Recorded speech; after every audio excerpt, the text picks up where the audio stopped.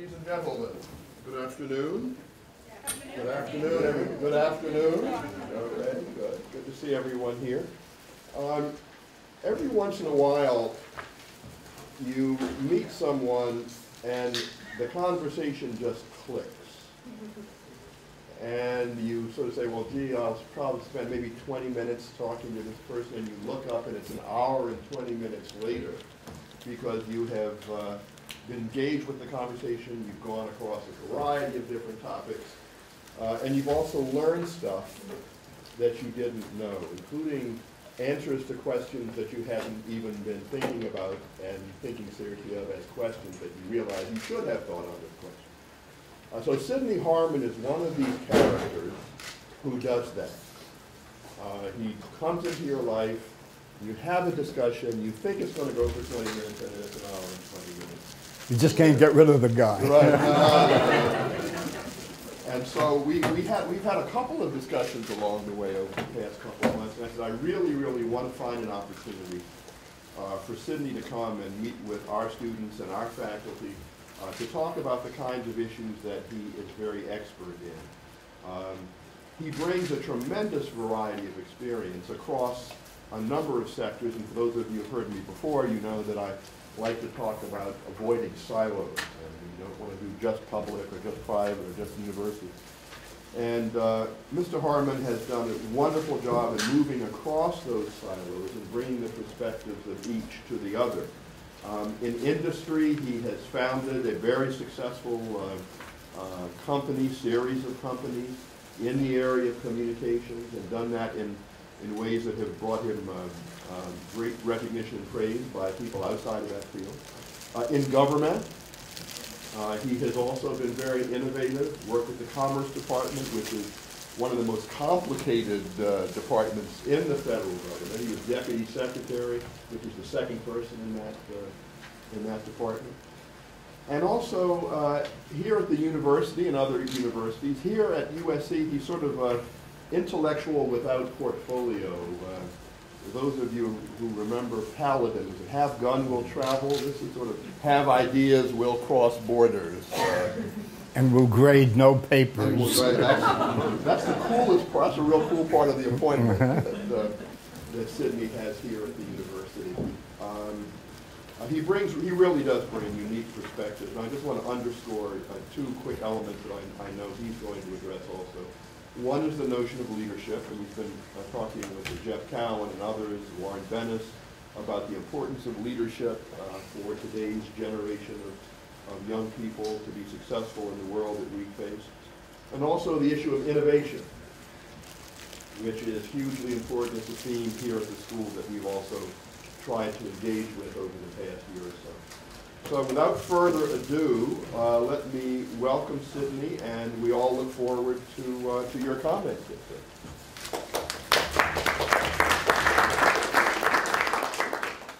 Thank you, Dean.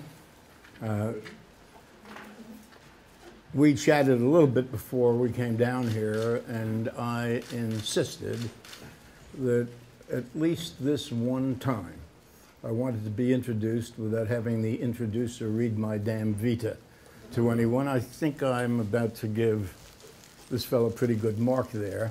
Not quite as good, I have to tell you, as that unforgettable moment some 15, 18 years ago when then Senator Daniel Patrick Moynihan, anybody ever hear of that guy? The great intellectual of the Congress of the day, introduced me to a rather substantial audience of a couple of thousand people. And we have only an hour. I intend that half of it be left for questions, answers, guidance from you to me, disguised as questions. But I'm going to spend the first half hour reciting to you the entire introduction by Daniel Patrick Moynihan, who said, "It is now my responsibility to introduce to you Sidney Harman. To the best of my knowledge, he has not yet been indicted."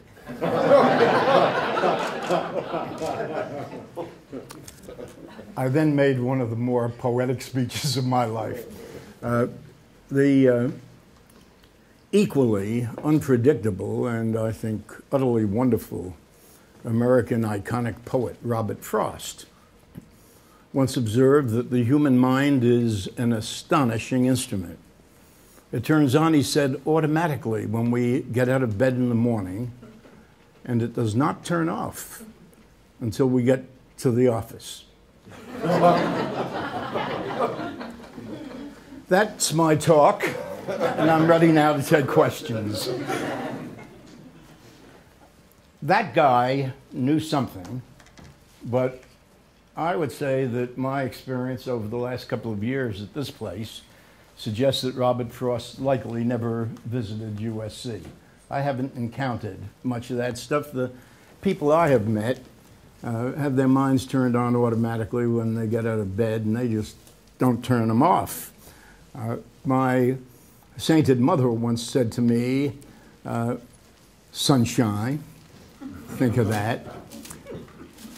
Sunshine, talking of herself, I have a think switch in my mind.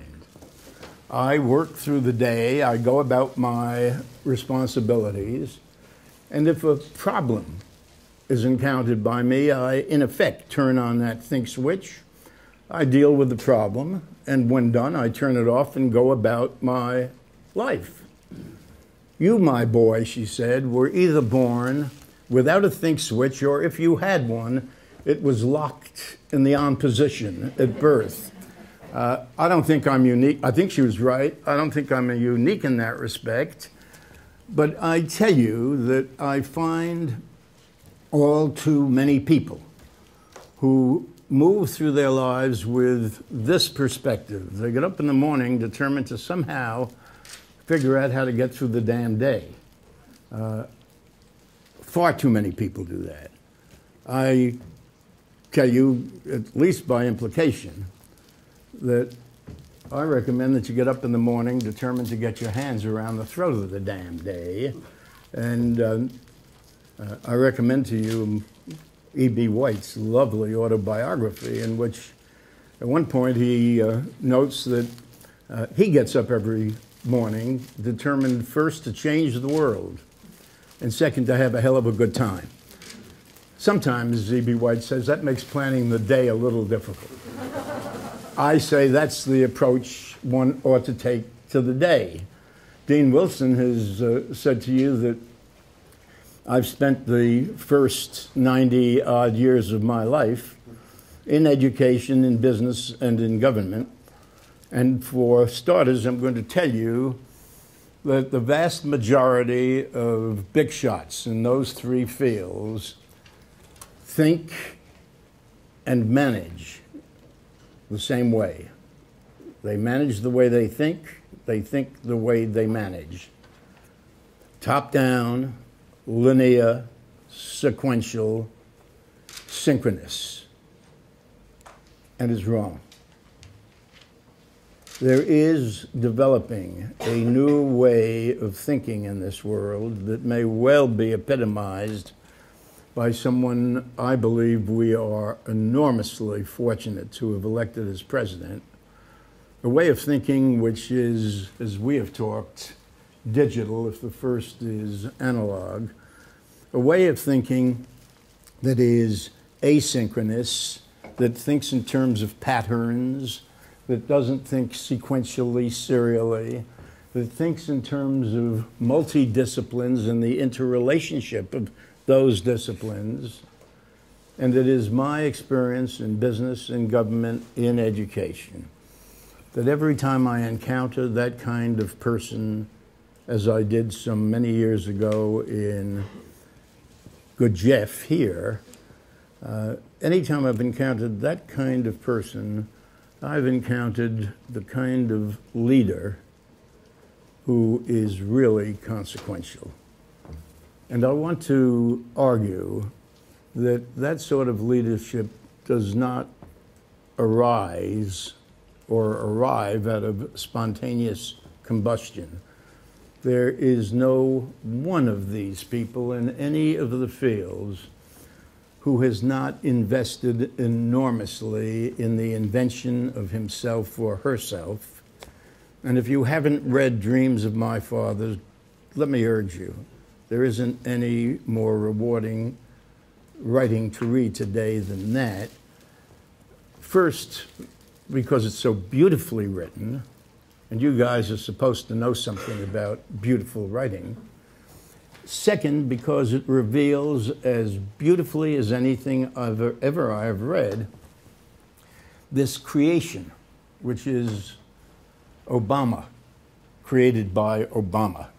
And this matter of inventing yourself, I suggest, ought to be the life work of each of us. I'm going to spend just a moment or two talking about my own approach to this. It's important, very important to me, that in doing this I make very clear that I'm not proselytizing this one approach. There are others. But here, is it Galen Hall, that snappy new building on Figueroa? A couple of years ago, someone, I don't even know who it was, having lost his sanity, decided that I was to be anointed the Entrepreneur of the Year. And there I was talking to an audience of 400 or 500 people and introduced by a video of Pete Carroll. Now, I go to classes all the time here, and I ask the students, any of you know who Wynton Marsalis is? Dylan Thomas? Pete Carroll. I know I've got a winner. There is something pretty special about Pete Carroll, and it goes beyond the matter of the football successes. It is that he sees football as one of many instrumentations for the development of the people on that team. And I was introduced by, not the great man himself, but a video of Carroll intoning, speaking to his people and saying, "Know who you are." And I was asked to speak for an hour, and that was a great introduction. Because with no disrespect to mighty Pete Carroll or the place he works, I said it's fine and good for Pete Carroll to tell you to know who you are. I'm going to tell you don't have a ghost of a chance of knowing who you are until you determine what it is that you truly believe in. Once you have begun to develop that personal compass, that set of values and references that define you, you've taken the first step to the generation of a, if you like, a philosophy of criticism. The first step in the direction of the exercise of critical judgment. Let me tell you something. I've become utterly fascinated by the idea of critical judgment, and I think I have read about as much material on critical judgment as anybody in the Western world, and I'm totally confused. Some of the best work, by the way, is being done by a couple of guys at the college here. Dick Flegel and John Harman. And then there was this kid, Immanuel Kant, who did a little thinking and writing about it. I've decided that in the presence of so much murkiness about this critical thing, I define it for myself. And I've decided that I am exercising critical judgment when I can look at a product, a work of art, a policy, a nation, a branding of a nation, and judge it against a set of values and references that I continue to refine and develop and test.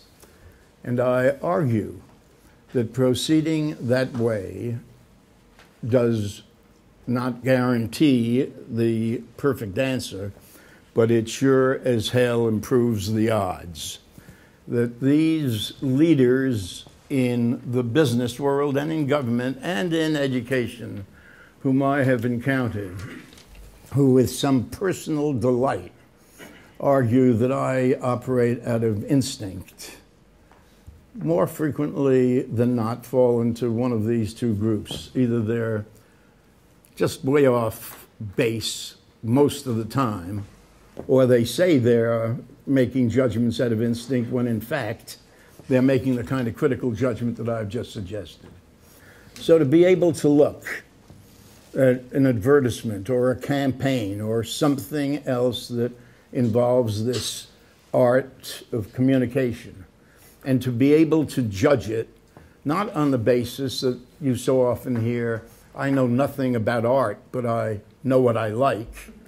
That guy really is saying, I know nothing about art, but I like what I know. The thing I'm comfortable with, the thing I saw last night and again and again. That is simply no way to proceed with the judgment of art, of product, of policy. That's not the material of leadership. I said I won't talk terribly long because I really would invite, if I've been even modestly provocative, I'd invite you to tell me where and how you disagree with me. And you can do it comfortably by asking me a searching question. Writing.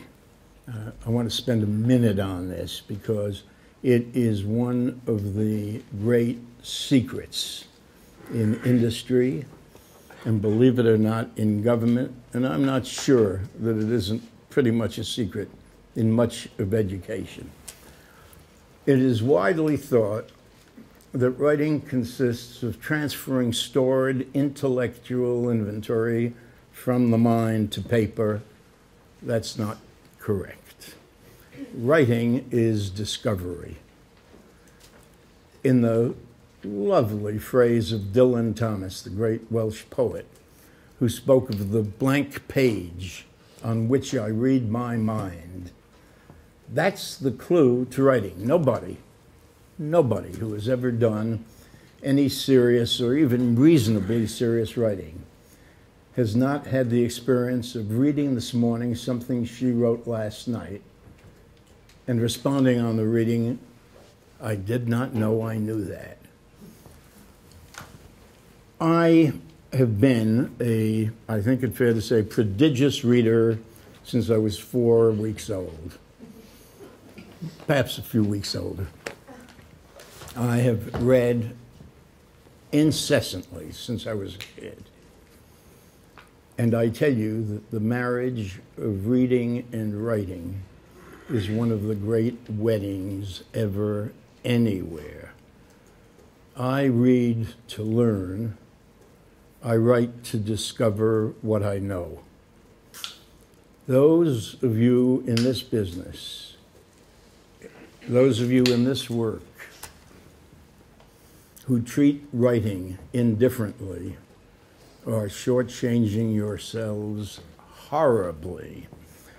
Those of you who determine in some fashion or other that this is one of the most marvelous instruments for designing yourself, for inventing yourself, for discovering and revealing the developing yourself, are really onto something. So to turn just momentarily to your comment about leadership, I agree that, as you have said to me a number of times, innovation is a crucial aspect of the developing modern leader. Innovation, again, does not arise out of spontaneous combustion. Innovation is invariably the consequence of a field made fertile by the exercise of the mind, by the combination of such things as reading and writing, and if you like, of storytelling and a serious, intimate engagement in poetry. The neuroscience work of the last decade has begun to reveal some of the more interesting aspects of the way in which the mind develops and the way in which the mind works. And I have busied myself reading in this field, interestingly and surprisingly, because I decided I was going to write a book entitled, of all things, Geezer Golf. You may wonder what the hell that's got to do with anything I've been talking about. I'm a pretty facile writer. I'm a pretty facile writer first and foremost because I am profoundly respectful of writing. I write pretty much the way I talk. That is to say that when I'm writing, I dictate the stuff into a machine. And here I was writing about something I think I know a lot about. How to play golf well when you're very old.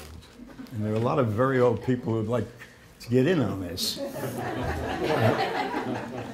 I stumbled all over the place. I could not get the damn thing going. And only 10 days or so ago, I had something of an epiphany. I decided that the way to make this work was to give it serious context. And so the new book does not begin, as I thought it would, with a recitation of an interesting exercise that Michael Sandel, do you know Michael Sandel? Great professor at Harvard who typically draws the crowd a little larger than mine. His is 1,500. Takes 2 rooms usually. Oh yeah, amazing thing. And Michael, among his other things, he's a historian and ethicist, presents to his class a case in justice. And he offers both sides and asks, what do you think?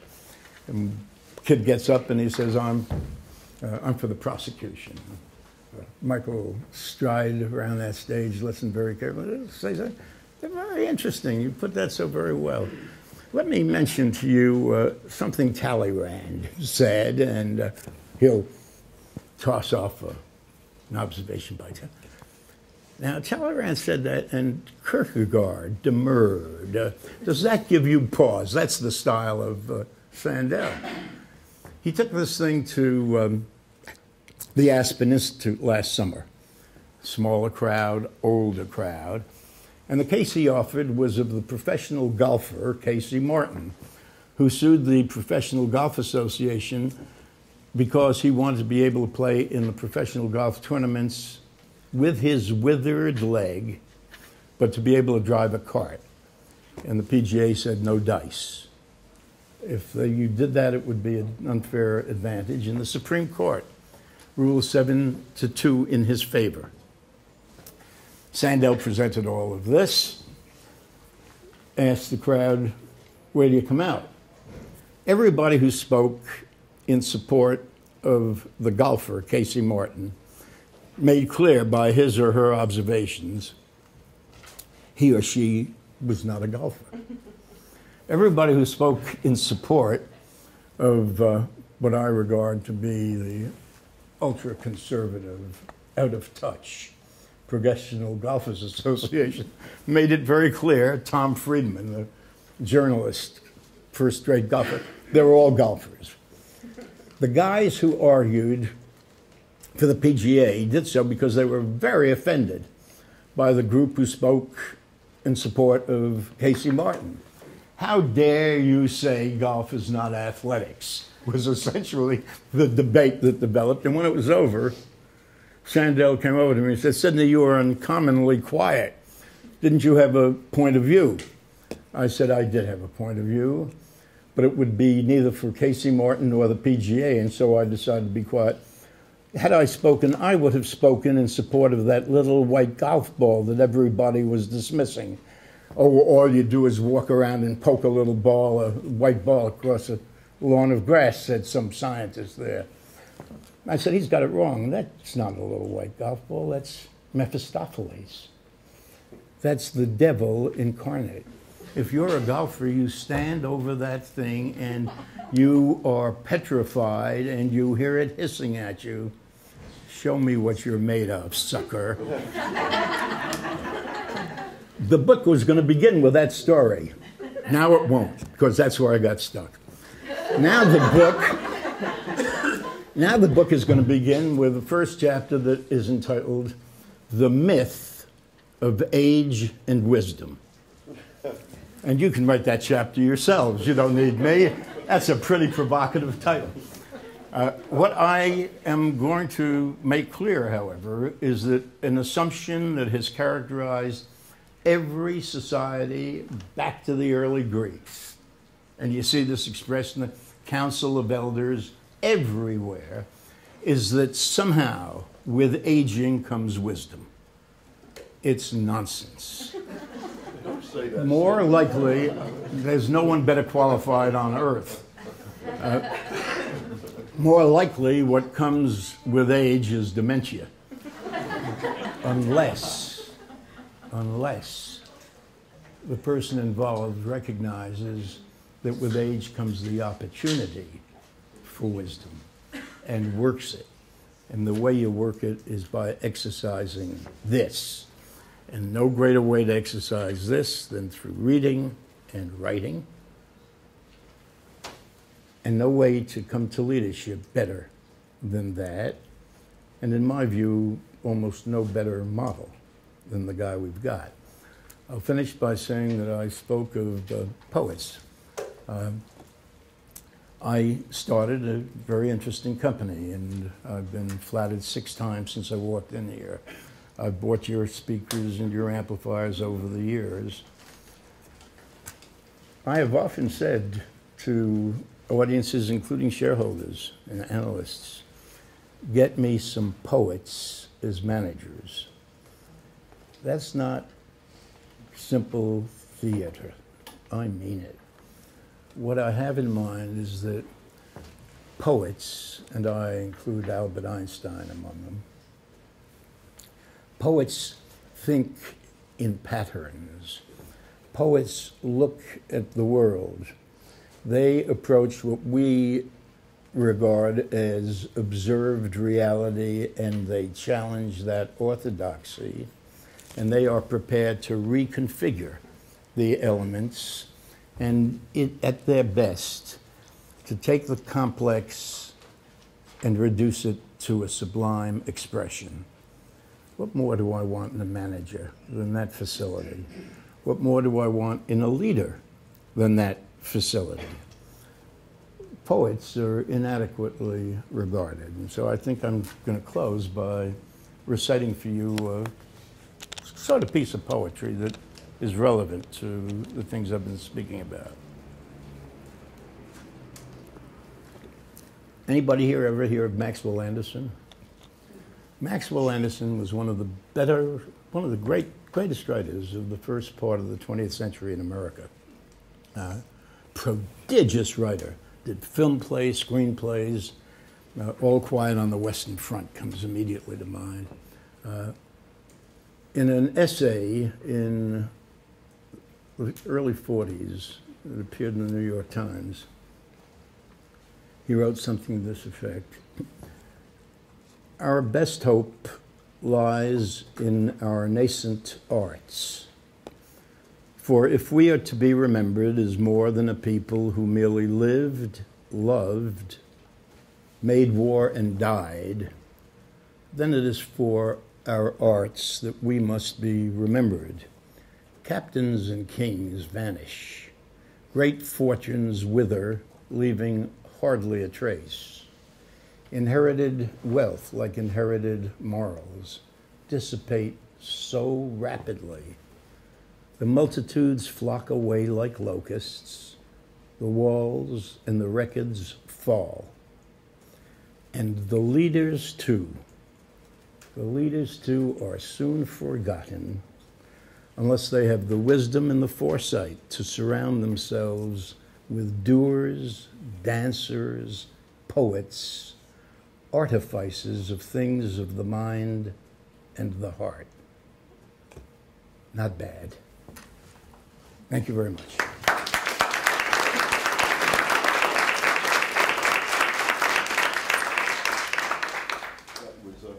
That really was extraordinary, Sidney. And I'm going to take the privilege of the chair and ask you two questions. One is one more sort of political and practical. But the first one is, what are you keeping by your bedside these days that you're reading that is the most exciting and stimulating that you would urge others maybe to read? Never far from my reading light is a lovely little book called Mind Your Own Business. You know its author. I am once more through two books that I have read before, and I'm reading them again. They're very different. One is Richard Wright's Looming Tower, which is probably the best review recitation of the whole development of terrorism around the world, its origins, its provocation, its processing. And the other, very different, but very lovely and very rewarding, E.L. Doctorow's City of God. You want to have some fun and you want to learn, there's a guy to read. Second question is, one of our neighbors around here has come up with the idea of a Ministry of Department of Culture, saying that the United States is one of the few industrialized countries that doesn't have a high-level institution that would promote that. As someone who served in government and also knows the arts very well, is that a good idea? This is Quincy Jones's proposal. Is that a good idea? Who's Quincy Jones? There are two. One designed this building. Is he a football coach? We have it, and it is an expression of the inadequacy of us in the government. The National Endowment for the Arts is so trivialized.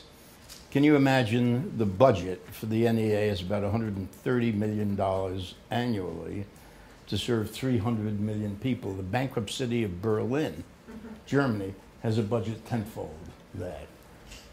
It isn't whether the creation of an institution like that gets it done. It is everything to do whether the president, the government, sees the arts as, sadly, the arts are too often seen in this country as decoration. Something you turn to when you retire. How many business people have I met in my lifetime who say, when I retire, I think I'm going to go to a museum, or I think I'll go to an opera. That's the national attitude, for the most part, about the arts. The arts are so colossally important. Take Maxwell Anderson's word for it. The arts should be seen as so fundamental, so organic, that the development of our young people ought to be centered in the arts and given expression through the arts. The great leaders, in my view, of all time, going back to the earliest centuries, whether you're thinking of Aristotle or Michelangelo or Galileo or Goethe or Buckminster Fuller or Benjamin Franklin, every one of these guys, every one of them was deeply interested in the arts. The arts informed and illuminated their specialties. This is not stuff that is the equivalent of mascara. This is the stuff that ought to be introduced early, should engage people all their lives. When we have an administration that understands that and gives it life and gives it value, then the National Endowment of the Arts is likely to become something worthwhile. By the way, since the administration didn't do it, I decided I would do it. What the hell? The Aspen Institute, which some of you may be at least aware of, this place was formed now just a little over half a century ago when an interesting industrial family, the Pepke family of Chicago, which at that time controlled the Container Corporation of America, one of the truly progressive industrial expressions in American history. The Pepke family and the Container Corporation of America cared a great deal about the arts and were a profound influence in many, many forms of the arts, including, for example, the development of the work of people like Paul Rand and Bernhard. Poster art, which is indigenous American art, really was driven by these guys. In 1949, they gathered a group of about 200 friends and took them out to an abandoned mining town in Colorado to celebrate the 200th anniversary of Wolfgang Bernhard Goethe, one of the great polymaths ever in the world. Every one of you has read Faustus in its German, and I know you know it by heart. But what you probably don't know at all is that this guy was a great poet, a great musician, first minister of the Weimar Republic, did the most important work on color in the history of civilization. His work on color stands today as the most definitive work in the science of color, and kicked out everything Newton had up until that time held sway in that world. Think of it: musician, philosopher, poet, government servant. And he engaged and synthesized all of that material. It's no less true of Einstein. It's no less true of Bucky Fuller. The poets are the guys who, over history, I use poets in the broad sense, over history, have been the most magnificent, most consequential leaders. It's hardly Sidney Harman who is the first to say that in Albert Einstein we've got a guy who was probably the most profound influence on modern art ever. Think about it. I said earlier, I think I said earlier, that the essence of his theory grew out of his willingness to step outside the box, to reconsider the relationships among aspects of the universe that we called observed reality, and rejigger them and say, here is the world represented to you. What the hell was Cubism about? What did modern dance come from? And it's no coincidence that they all occurred around the same time. There's a wonderful book. There's a triple biography of Einstein, Picasso, and Louis Armstrong. Not a bad combination. Point. Let's open it up to other questions and discussion. Yes. Thank you. This is the second opportunity that I've had to feel blessed and inspired by your poetic words of wisdom. I'm taking Dr. Sample and Warren Bennis's course on leadership this semester as well. And I'm curious, sort of reflecting on everything that you've just said, so powerful about the importance of discovering your own voice and being able to be let's see, I'll keep this brief. Reflecting on everything that you just said within the context of higher education, and here we are sitting in a room with students, undergraduate, graduate, faculty, people who have the power to actually influence what we are learning, what we're doing in this institution of higher academics.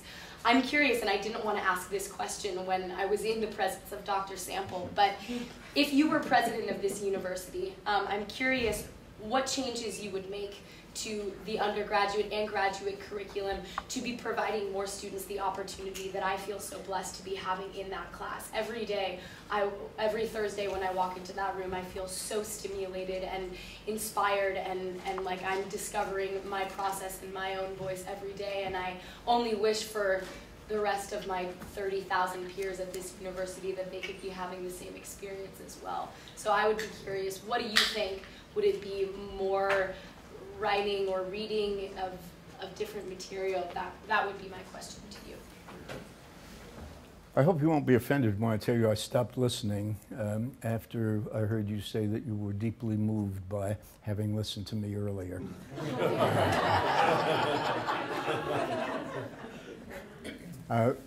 I wish you had asked the question in the presence of Warren Bennis and President Sample. I think you'd have gotten an answer not very different from my answer to what would I do, because I think they are moving in that direction. And people like Jeff Cowan are deeply involved in that kind of thinking. Nor is it altogether new. One of the reasons that I am so attracted to this place is that more than at any other university that I've encountered, there is a profound respect at that level for interdisciplinary learning. This is the material, if you think about it, that I've been proselytizing. If I were president, I would be prodding that earnestly everywhere.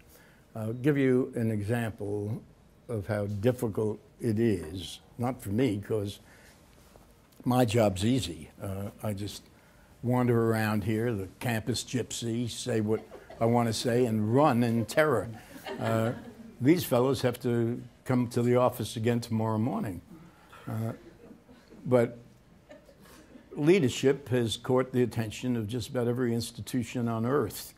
There are leadership programs at every college, every university, every Aspen Institute. You can't pick up a newspaper without reading advertisements to come to another conference on leadership. I believe that the principle that drives every one of them is wrong. I think I'll stop there. I won't at all. Each of them proceeds with the conceit that they can teach leadership. I think that's nonsense. You look through history, there are all kinds of leaders, and I think of those who moved me most deeply: Gandhi, Martin Luther King. This guy knows something about Martin Luther King. But there is top-down, authoritative leadership. I abandoned that a long time ago. If we had more time, I'd tell you about the remarkable, maybe you heard me on this.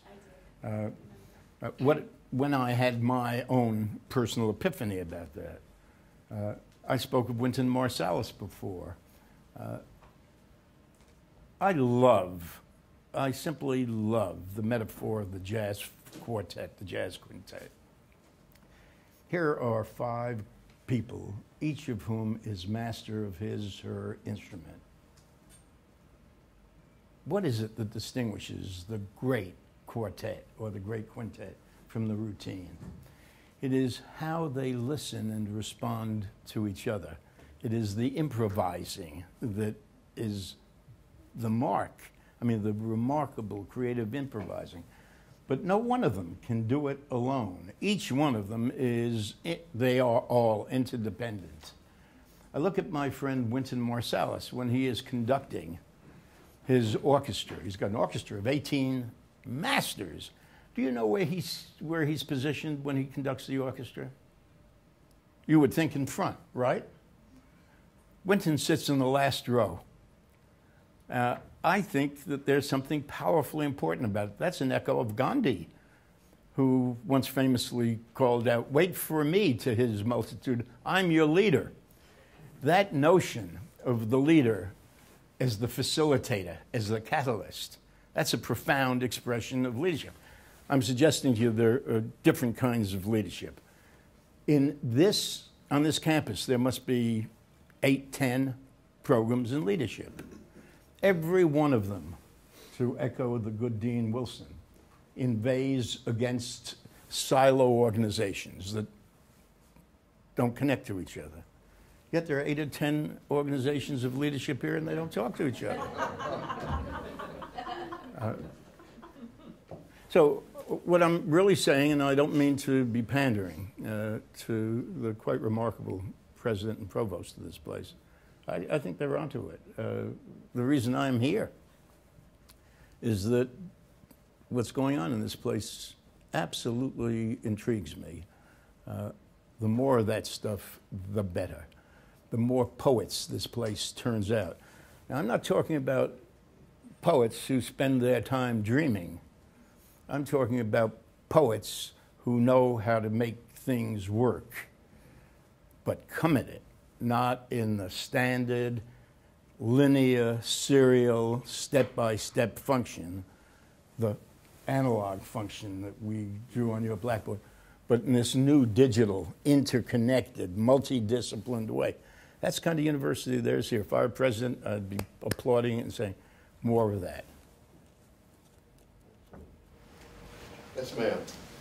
I was wondering, would you agree with the idea that Hollywood is in part responsible for the lack of culture and individuality in America? Yes. Could you be clear? I was just wondering that because I feel like Hollywood is so focused on spending money and developing things that have worked for them in the past. So it's kind of like there's no new creativity or innovation. Well, I answered your question both to demonstrate that I can be brief occasionally. But there's a lot more to be said about Hollywood. It has from time to time turned out classic works of art also. But the economic imperatives of that business, and they're tougher today than ever they were, make doing things that you and I might think of as creative very much more challenging. Repeating the same show you did with a different label is a lot safer. It's a tough time. There's a hand here, yes. Yeah. I feel like you have some good stories for us. So I'm wondering if you could, and you said you were intrigued by USC and the type of thinking that you've seen here. I wonder if you have a good story about a time when you were struck by innovation or leadership or... Oh, sure. I got dozens of them. You got an hour or two? Let me pick among them. 15, 16 years ago, it's not my best one. The other stories are richer, but this one comes directly to your point. We purchased a company in Germany called Becker Radio. Becker Radio was 50 years old at the time. It had been founded by August Becker, a Nazi. And the German government had been very generous to him. Said in effect, any business students in the room? Said in effect to him, go make these radios for our Mercedes cars. Kind of pay attention to how much it costs you. And after you have the grand total of how much it cost you, you tell us how much that was, and we'll add something to it as your profit. That model of business doesn't work very well today. And Becker, at the time we bought it, was in terrible trouble. It was, in effect, on the way to its own funeral. It had been my practice over the years when we acquired a company to show up and to indicate to them that which I absolutely believe in. I absolutely believe this, as distinguished from the annual reports of the vast majority of corporations, the people like you write, that always say, our people are our principal asset. And the guy who signs it probably never even read the damn thing. I have a strong sense of the contribution people can make. And I have a lot of experience that confirms it. And so I always show up. I remember a company we bought in Indiana. The first thing I said to those people, we're going to pave the parking lot. You might say, how poetic is that?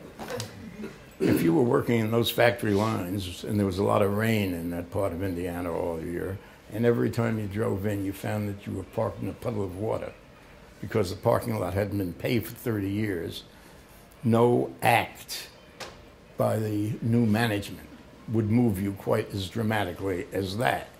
Anyhow, some numbers of years later in Germany, I went over to present myself to the employees. And this place was in serious financial difficulty. If there were more time, I think I'd regale you with the story of how it was that among 15 competitors, all of them the biggest companies in the country, every one of whom was interested in Becker, I think principally because every one of the others seemed interested in Becker. I know less than the others. If I were asked, what is it that's driving you about this place, I'd have said, to be absolutely candid, I somehow think there's a pony in that barn, but all these guys must know something.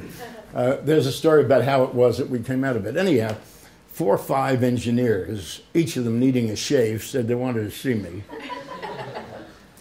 Took me up to their really quite modest digs and showed me something that absolutely astounded me. On a table about twice the size of this table, they had placed a series of cardboard containers, each one representing a function in the car, thus telephone, radio, television, navigation, internet access, that kind of stuff. And on top of it, they had put all the wiring and cable that would be necessary to interconnect all this jazz. Looked like 18 months of my kids' laundry. You look at this stuff and you know there's no way on earth you're going to get all that stuff into the real estate of an automobile. Then they showed me on a table, a quarter, at most the size of this table, a series of boxes. They said, that first stuff, that was the analog. That's the technology of today. But we know something about this new digital world that's developing. And on the small little table, they put a series of the same boxes, smaller boxes. On top of it, a strand of what looked like spaghetti to me. That's an optical bus, they explained to the idiot. That will do everything these mounds of cable and harness did if you'll only find us $200,000 to develop it. I went out and I found $200,000. The biggest part of the company's business until just about 6-8 months ago, when automobile industry everywhere on earth collapsed, was making these multifunction digital systems. You drive your BMW to school every morning. That system is ours. You drive your Mercedes, Porsche, Audi, Toyota, Lexus, any of them, ours. That's such a moment. I'd give you others. In fact, I'm going to give you one more, and I got to get out of here. This is stuff I think profound. There was a time in my life when I was the president of a transnational Quaker college. I ran it full time. I loved the stuff that informed that college. It grew out of the writings and the preachings of a remarkable man, Paulo Freire. Some of you may have encountered the name. Had been the Minister of Education in Brazil. Everything he preached, Aristotle had preached. A stunning thing. And yet Western civilization, Western education ignored all of it. Said both these guys, student is not an empty vessel into which the faculty pours wisdom and information. The student, this seems to me fairly consistent with something I said an hour ago. The student should be in process of designing, inventing herself. The faculty should be a resource. The responsibility should be in the student. So if you like, the classic world of education was top down. In this place, it was bottom up. We also had a plant in the town of Bolivar, Tennessee. I know you've heard the story before. One of the most retrogressive places in the world. There, the incident rate of alcoholism, drug addiction, suicide, highest in the country. You might ask, what's a nice kid like you doing with a plant like that? That is another story. Charles Dickens came by and asked me that question. I ran in terror. We had acquired it by acquiring another company. This is a kind of another place. But there was what they did was to make side view mirrors. These were in zinc castings that had to be polished and buffed so they then could be painted. The worst place in this worst of plants was the polish and buff department. 14 old black men worked in the polish and buff department in this most retrogressive place in the country. If you were 35 years or older and you were black, you were old in that part of the South. And to polish these things, they had to hold them up against a buffing wheel and a buffing compound. It sprayed the air and sprayed the terrible, terrible job. On the second shift at 10 o'clock at night, there was a coffee break. signaled by a buzzer. Buzzer failed. I'm answering your question, not my briefest answer.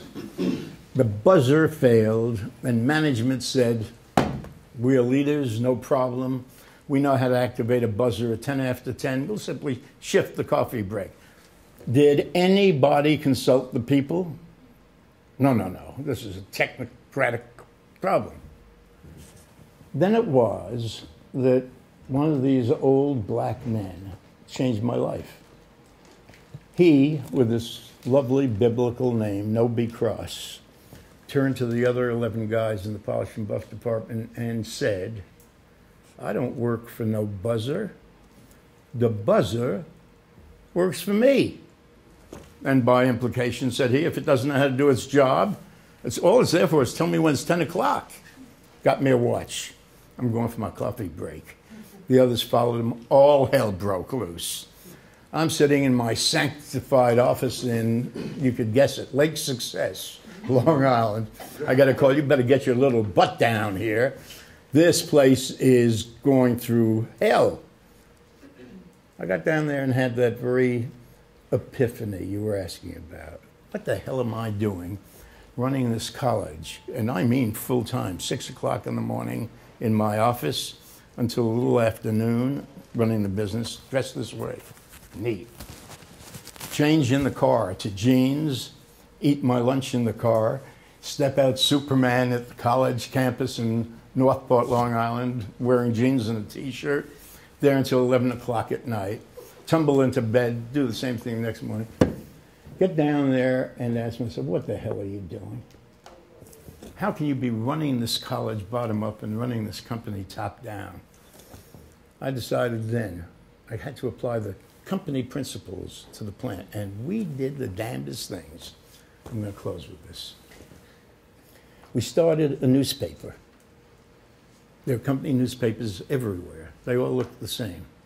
The boss on the front cover of this glossy paper, some quite ordinary set of observations that we all have to pull together, birthday dates, volleyball scores.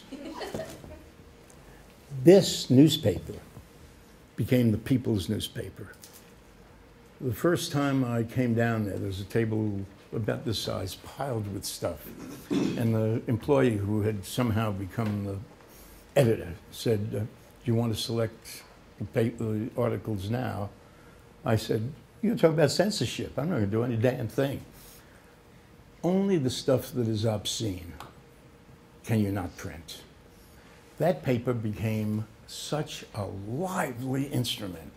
People writing about life in the old country. I remember Mama. Sidney is the dumbest guy who ever ran a company.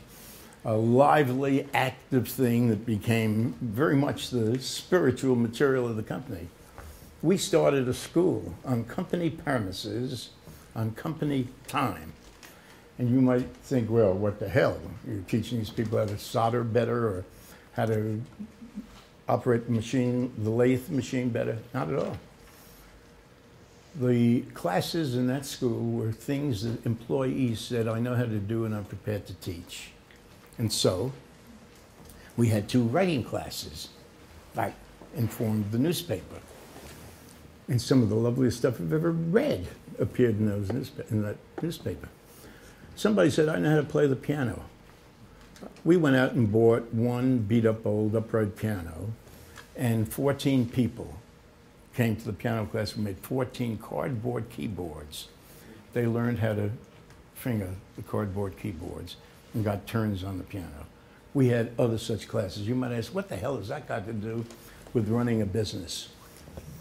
By the time that project was done, and I got shanghaied unexpectedly into the United States government, that place had been transformed. The people in the place decided this is a company that cares about us. What you might think of as emotional equity had grown all through the place. The productivity levels had multiplied fiercely. The place was really going, but the best thing of all was that this level of suicide, alcoholism, drug addiction declined precipitously, people ran for the local Board of Education and got elected to the council, transformed the community. That's the value in running into moments like that. Thank you again.